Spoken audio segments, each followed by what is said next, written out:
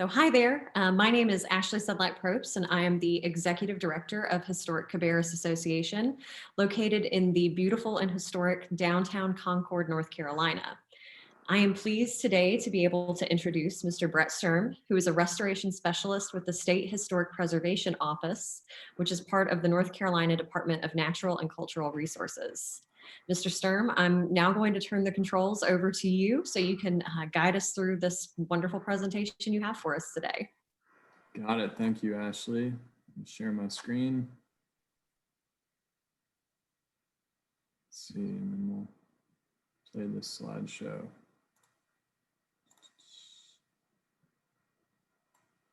Okay. So I really appreciate the invitation to be with you virtually here today and talk a little bit more about the State Historic Preservation Office and what role I play within that office. I'll just launch right in here. So the State Historic Preservation Office, we reside within state government, within a cabinet agency known as the Department of Natural and Cultural Resources. Our main office is located in Raleigh in the State Archives building. That's where I'm based. We have an Eastern Satellite Office in Greenville and a Western Satellite Office in Asheville. We, broadly speaking, are tasked with being, as an agency really, as being cultural natural resource managers for the state. And on the cultural side, you know, our colleagues at the North Carolina Arts Council handle, for example, intangible resources. They do a lot of programming about North Carolina folkways, food, music. And of course, then we also have our colleagues at the museums who handle artifacts at the state archives. They are the state archivists, handling documents, important documents. We belong to a section of the agency, I suppose, that deals with what we call fixed material resources, things that are on the ground, sometimes underground in the case of the Office of State Archaeology.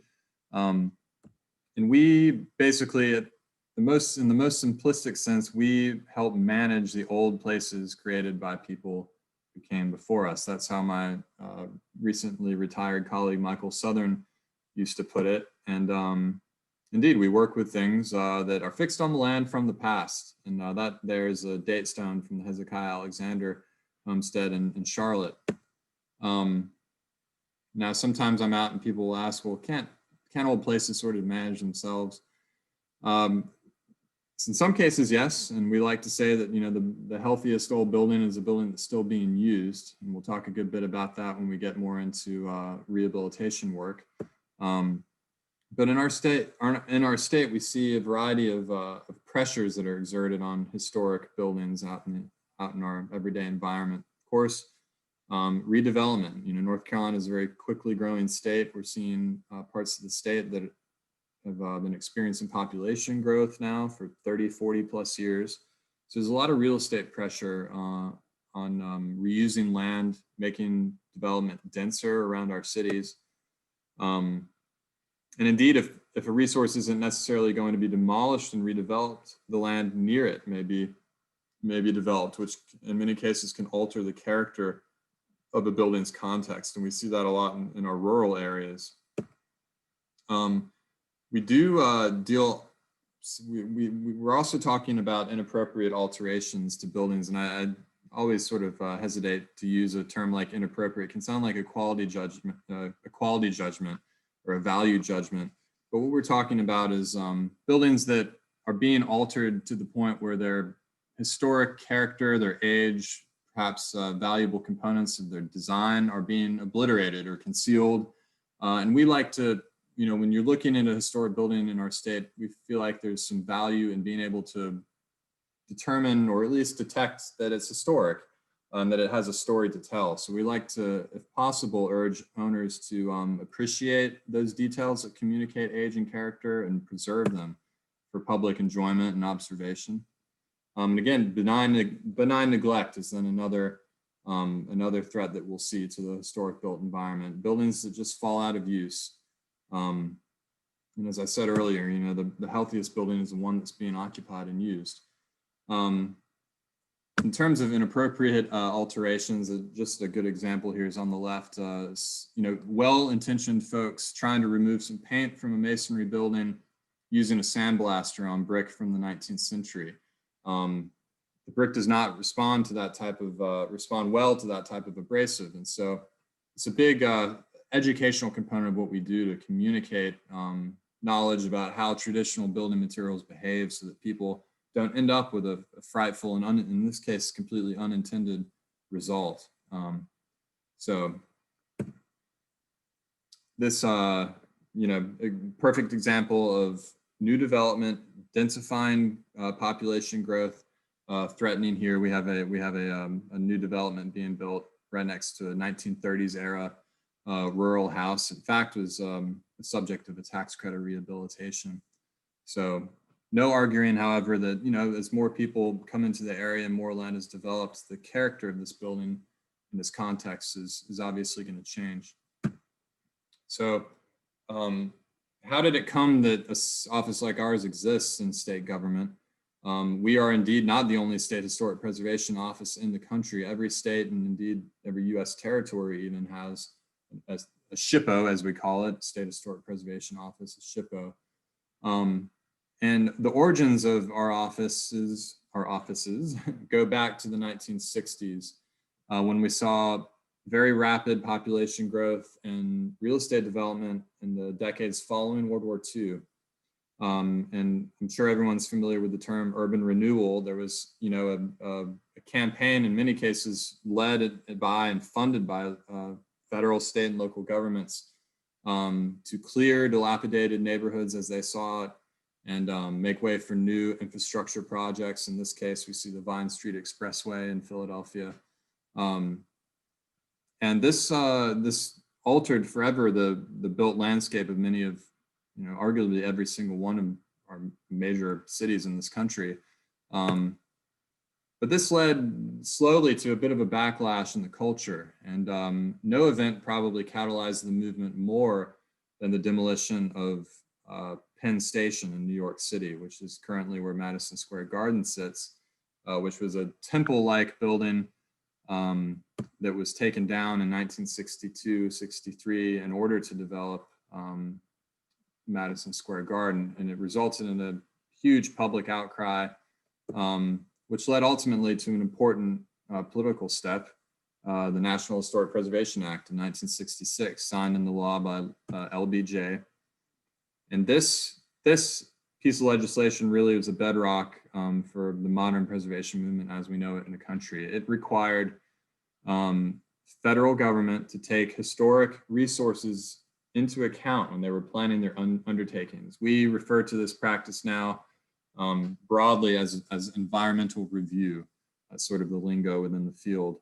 And many states, including North Carolina, have a state corollary law, in our case, GS 12112A, that requires a state government to take historic resources into account when they're planning taxpayer-funded projects, infrastructure projects, permits, et cetera. And so an entire branch of our office deals with these cases that this is sort of underneath the hood type preservation work that the public, it's an intergovernmental process. So, but it's very consequential. And our office has a long tradition of helping the state government and the federal government avoid adverse effects on historic places in our state through infrastructure projects, et cetera, et cetera. The law also established the National Register of Historic Places, which was basically the mechanism for the government to understand what is historic out there. We needed some taxonomy, some way of classifying all the different buildings, neighborhoods, districts all around the country that have historic value. So the National Register is very important. There's another branch of our office that deals specifically with the National Register, nominating new properties, determining eligibility, et cetera, et cetera. This important piece of legislation also included what was sort of the earliest embryo for the tax incentives that exist nowadays to help to help encourage preservation work. Back then, it was just a federal grant program for restoration work on National Register properties. That has evolved into the tax incentives that I'll talk a little bit about later on in the presentation, as a good deal of the work that I do revolves around that program. And finally, basically this law commanded states and territories to open offices like ours.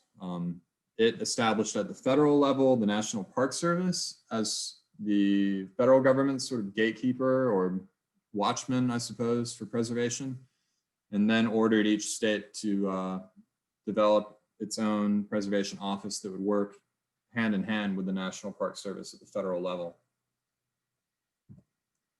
So our mission here in North Carolina, you see it on the screen, we're here to help citizens, private organizations, public agencies, local governments, et cetera, identify, protect, and enhance our historic resources through coordination of incentives, technical assistance, grant funding, et cetera. And a lot of it too is just education, getting out there, letting people know how the historic built environment, why it's important, and how to maintain it to the best of our ability. I'll run down through some of our programs that we offer. Broadly speaking, the office is divided sort of into 3 branches. The first branch is the Survey and National Register branch. They help coordinate various survey projects that are going on around the state. There's a long tradition in North Carolina for counties undertaking county architectural surveys, and indeed Cabarrus County. In fact, Ashley let me grab this book right before I started the presentation, but Cabarrus County has its own architectural survey publication from the early 80s. There was a good bit of survey work that sprang out of the bicentennial era, late 70s, early 80s. And at that period in time, our office worked closely to help enshrine those surveys in these nice publications. And these really form the basis of a lot of good architectural history in our state. A lot of these projects spun out into nominations for National Register properties and districts. So our Survey and National Register branch stays very busy. We have lots of new individual listings, new districts coming online. As we march further into history, you know, newer buildings become more historic. So buildings from the 50s, 60s, and even 70s are starting to be considered for inclusion on the register. So the process never really stops. And in fact, we have a lot of survey work coming up funded by grants to spring out of hurricane recovery. And I'll talk a little bit about that later. That's an exciting, an important development in our office this past year. I mentioned environmental review a little bit earlier. That's my cat. I knew she would interrupt. I talked about environmental review earlier.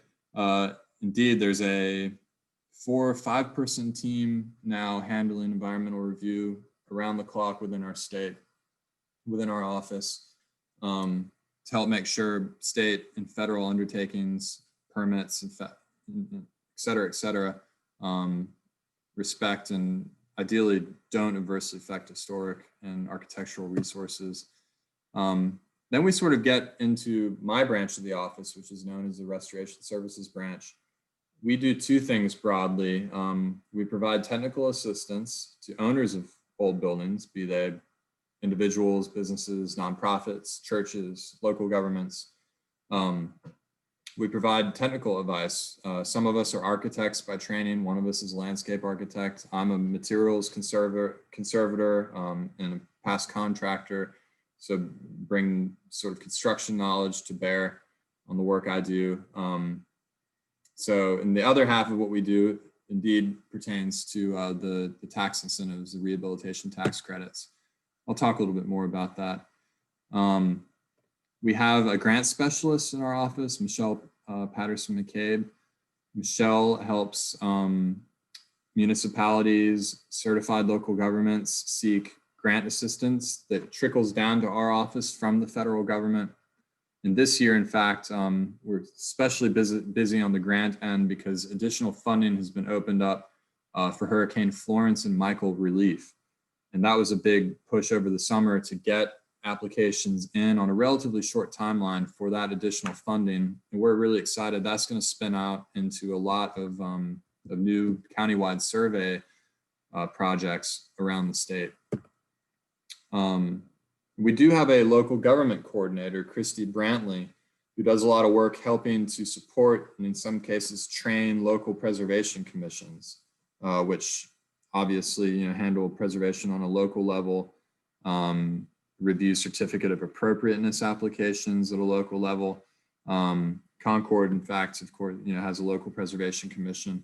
And so Christy is really, she does a lot of important work in terms of bringing new commission members on board, letting them know what service on a local commission means, and just communicating best practices down the line to all those important volunteers who devote their free time to helping local preservation work. Broadly, all of us and every single branch of the office deal in historic preservation education, be it through our workshops that we will conduct in the field, site visits with constituents. Of course, all those activities are somewhat subdued this year with the pandemic. We also have a lot of information on our website, and we publish a newsletter known as Worth Saving, which you can sign up for via our website. So I mentioned survey efforts. This map, which was new about the time I started in the office, I started in 2017. I'm not sure if we've updated this in the years since, but this shows every county in the state, a P representing one that's published, a countywide architectural survey. So you can see quite a bit of the survey work has been done in the state. Really something to be proud of. The smaller P's represent municipal surveys too, and there are quite a few of those that have been done. There's Cabarrus County, and indeed your county survey right here. So it'll be about time to look into updating that survey. I would think in the next 5-10 year timeline to start bringing some of the mid-century, later 20th century buildings into the fold. Interesting stuff happens when you go out on architectural surveys. In fact, North Carolina's oldest structure in Edenton, so it's been dated to approximately 1718 through dendrochronology work. They take a sample of the timbers and interpret the tree rings, the growth rings, to determine approximately when the tree was cut.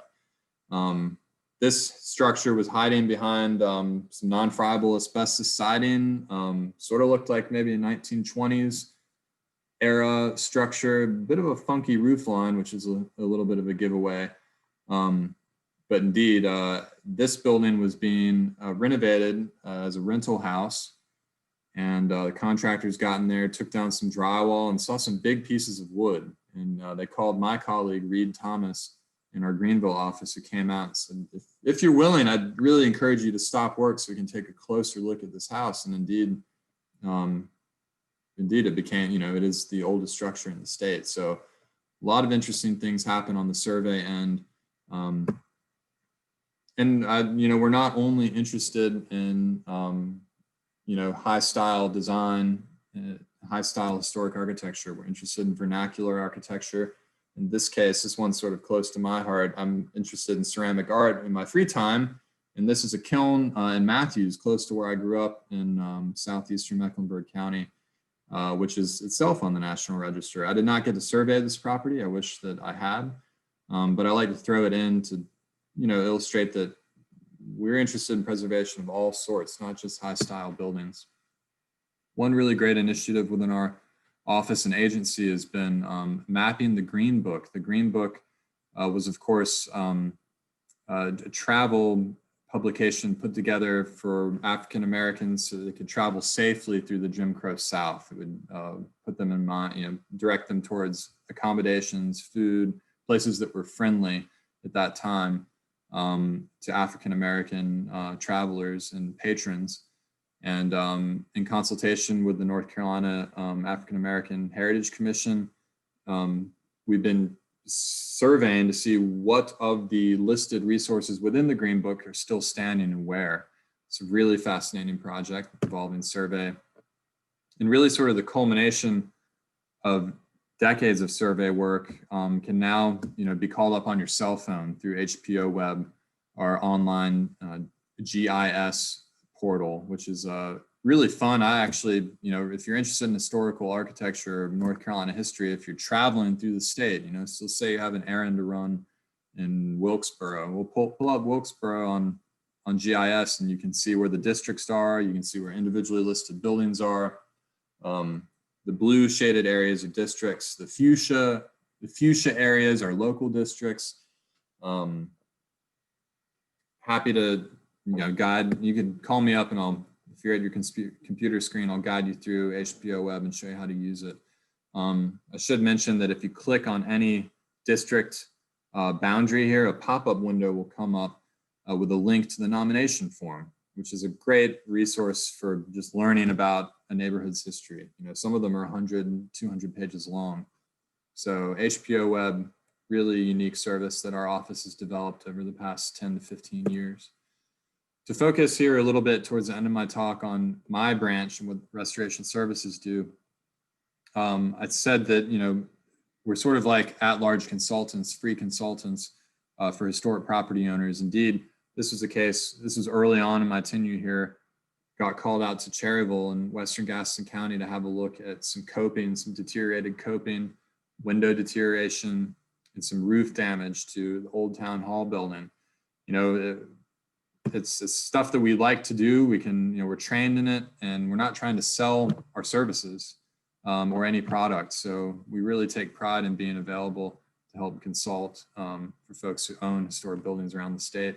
Sometimes we get called into really interesting cases here in February, March, just before the pandemic set on here. I was lucky enough to go out to Cape Hatteras Lighthouse to consult with my colleague Reed on an environmental review case. So the National Park Service, which owns and maintains the Cape Hatteras Lighthouse and the National Seashore, looking to do some maintenance work on our iconic brick lighthouse. And so we got to go out there and meet with the project architect and sort of provide our 2 cents on some metal deterioration in the stairwell and around the window frames, et cetera, et cetera.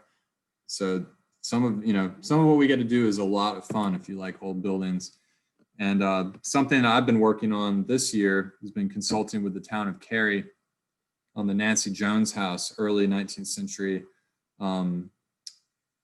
Well, I should say it was a rural house. It is on Chapel Hill Road between Chapel Hill and Raleigh. It was a stagecoach stop. James K. Polk stopped there with the presidential entourage in the 1840s. And basically, the town of Cary is looking to relocate this house nearby in the face of some development activity, and needed to know approximately, how the house evolved. There's an addition off the back. When was that built? So we came in to interpret some exposures, look at the timber framing. We're able to sort of give the town an idea of, this is an original part of the house. This addition came later. And so this is an example of mapping out sort of how roof framing evolved on a rear addition made to this house in the 19th century. So that's been a lot of fun, sort of on the consultant side of what I do. And again, preservation tax incentives, very big part of our job. There's 2 different broad program tracks. There's a tax incentive for income producing rehabs, commercial buildings and the like. And then there's a tax credit track for non-income producing rehabs, like i.e. personal residences. That's a state only incentive, whereas the commercial track is a combined federal and state credit. So we work with our partners at the National Park Service to review those projects. It's hard to overstate the impact that the tax credits have had over the last 30 plus years on the built environment in North Carolina, particularly, well, I say particularly our urban industrial centers like Durham and Winston-Salem, but we do indeed see projects in Marshall. We see projects in Eatonton. And I'm going to show a great example from Eastern Cabarrus County in Mount Pleasant. So the policy, I've been impressed in 3 years to see how versatile it is. Every different part of the state. Indeed, we've had 90, I believe now we have had 91 counties with having at least one historic tax credit project in their history. And since 1976, if you add up all the projects, you get over $3 billion in private sector investment spurred on by this incentive. We stayed pretty busy in North Carolina. If you look at the national picture, in 2019, we were number 4 in the country in terms of our total investment through the tax credit project or program. So that's something we're proud of, and we do have a lot of high dollar projects in the tobacco, textile powerhouses, Winston-Salem, Durham, Greensboro, Gastonia, areas where we had, where there were very large industrial mill facilities that have been converted in most cases to residential. But again, we have, as the map shows here, all over the state, projects large and small. So I do like to travel with before and after photos. They're crowd pleasers always. This is, to me, one of the more dramatic ones that I've seen. This occurred just before my tenure at the SHPO. But this is the white furniture factory of Mebane in Alamance County that saw about a $22 million rehab under the credits. And the before and after is just unbelievable. It's a very rewarding aspect of our work to see these projects through from start to finish. Sometimes what you see can be deceiving. In this case, this is Raleigh's Brown Funeral Home. The historic headquarters, it's Salisbury, on Salisbury Street. Say, how is this possible? There's a 1907 building there behind, was it hiding? In fact, it was. There's a brutalist style facade put over this building. Applicant, did some exposures to see what remains, if anything, behind that facade, and indeed a good bit of the historic building fabric was back there, and it was brought back through a tax credit project, and then also just before I started here at the office. One project I had been lucky to see completed was in Eastern Cabarrus County in Mount Pleasant, and I wanted to show this slide to give a good example closer to home for y'all in Cabarrus County. This is the former Mount Pleasant hosiery mill, right at the downtown intersection there in Mount Pleasant, which has been converted to a popular restaurant, 73rd and Main. And this project was completed just as I started here at the SHPO. We do use a national standard. I jokingly refer to as the 10 Commandments of Preservation. They're the Secretary of the Interior standards for rehabilitation. There's 10 of them, written in the late 70s and actually not modified since. And we use these standards to help certify tax credit projects. And we really believe in them as best practice methods for any type of building rehab. So beyond just the tax credit context, I do like to get out there and talk about the standards. It's a major part of the educational mission that we have, at least in the Restoration Services branch. So you can read more about them online, but they do allow, we recognize that, again, the healthiest old buildings are the buildings that are being used, and codes evolve, use demands evolve. So we do allow, of course, through the standards for change to occur to buildings. We just are interested in preserving the aspects of the buildings that communicate their historic value. So I'm not here to talk about the standards in detail today, but I will leave you with one analogy that I like to throw out, which is to the Hippocratic Oath in medicine. First, do no harm. That's sort of what the standards are in terms of an old building. First thing, try not to leave the building in a worse condition than what you inherited it in. So I'll end here with just a little bit more about grant funding. Our office, again, handles every year disbursement from the federal government, the Historic Preservation Fund, federal level, which we then will divvy out to applicants, certified local governments within the state. And this is an example. These are an example of some types of grant funded projects from years past. In the architectural survey realm, there are municipal surveys, phase of a larger county survey project. Those are often multi-year, and we'll apply for grants on a rolling basis. Some municipalities will use grant fundings to help develop design guidelines for their local historic districts. We do see some bricks and mortar rehab work through grant projects. Indeed, we're going to see more of that through the hurricane grants that came through this year, primarily in the eastern part of the state. And sometimes we grant-funded projects will include some really interesting and innovative educational type endeavors, like Edenton's virtual walking tour, which was a neat sort of movie that was produced about a East Gale Street in Edenton, which is a really rich sort of area for African American history in Edenton. Really cool project that was. So I believe that this is my last slide here. Clocked in just about 30 minutes, Ashley, instead of 20. I often go long, but I wanted to give you all in Cabarrus County a list of sort of the best contacts at our office, depending on what your preservation question or quandary might be.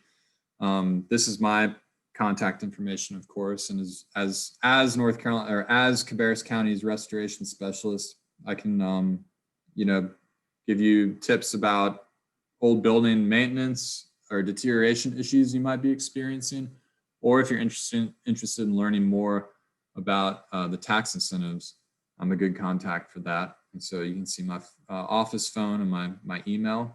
I will say that we are on a telecommuting policy right now at the agency. So we'll go into the office about once a week to swap files. I'm checking my voicemail remotely. Oftentimes the quickest way to get to me, though, is to just send me an email and leave your phone number. I can call you back. Same applies for my colleagues during this sort of unique time in I guess our national history. But Sarah David is the National Register Specialist for Cabarrus County. Michelle Patterson McCabe, Grants Coordinator. Christy Brantley, who's the local Preservation Commission Coordinator. And then Ramona Bartos, our fearless leader. She is the Deputy State Historic Preservation Officer and the day-to-day Chief Administrator of our office. So I think that's about it. What I failed to show was a map of the state showing the divisions between the restoration specialist, because I'm actually one of just 6 people that does this job. And I have 18 counties in the central part of the state. But now that I think about it, Cabarrus and every single county that borders you is in my service district. So if you're tuning in from just outside Cabarrus County, you can still give me a call and I'm probably your guy. And if not, I can direct you to one of my colleagues. So I think that's it for now. In terms of my slideshow, Ashley, if you have any other questions or topics you'd like to discuss, let me know. I'm going to stop the screen share now. There we go. Well, thank you. That was incredibly helpful. I think that our membership base and the folks that get to watch this, hopefully not just our members, but anybody that's interested in historic preservation within Cabarrus County or in the surrounding counties, I hope we get a broad reach like that. I think that this would be an incredibly helpful presentation for them and give them a good jumping off point, especially on who to contact when they do have those more pressing questions in terms of what are historic tax credits and how can they potentially affect me if I am purchasing a historic building and wanting to apply for those, or we have a historic building in our county that we'd like to try to put on the National Register. We think it's eligible for that. The correct people to get in touch with and reach out to kind of that, like I said before, that jumping off point. So this was an incredibly good, I want to say initial presentation, because I'd love to have you back, maybe to go more in depth at another point on historic tax credits. I know you said that those can be like a 45-minute presentation. Yeah. And yeah, so typically, I've been doing this job now for 3 years, and this year's been a lot different, obviously, for reasons that I don't need to explain to anybody. But in the olden days, let's say, I would used to do a workshop. I do sort of two companion talks, one on the tax credits on the two different tracks. How do I get into how to apply? What costs qualify? What are the eligibility requirements?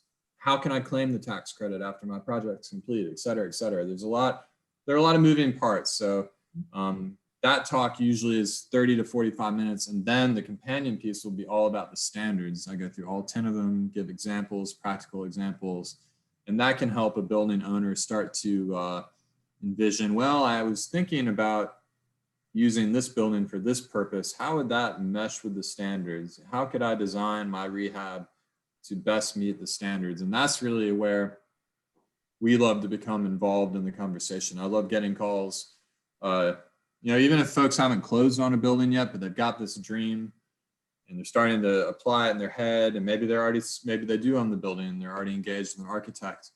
It's really good to get talking to us at that time because we can help tailor the project to meet the standards. We typically find that, we very fervently believe that the standards add value to a project, both by preserving interesting and valuable architectural aspects of the building, but also by usually minimizing to a degree the scope of work in ways that can also save some money. Yes, it can be more expensive, for example, to replace a slate roof with either a natural slate roof or a composite slate roof, as opposed to just going to shingle, asphalt shingle.